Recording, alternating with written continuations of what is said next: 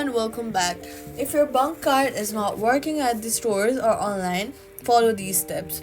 First, open the bunq app and check if your card is activated. If it's a new card, you may need to activate it inside the cards section. Next, make sure that your card is not frozen. Bunq allows you to unfreeze cards instantly. If it's frozen, toggle it back on. Then check your account balance. If there are insufficient funds, the transactions will fail. Also, verify that online payments or international payments are enabled in your card settings if you're shopping online or abroad. If the card was recently delivered, you may need to complete the first transactions using your PIN at a physical terminal before contactless payment work. If the problem continues, contact bunq support for assistance. That's how to fix the bunq card not working. Subscribe for more quick fixes.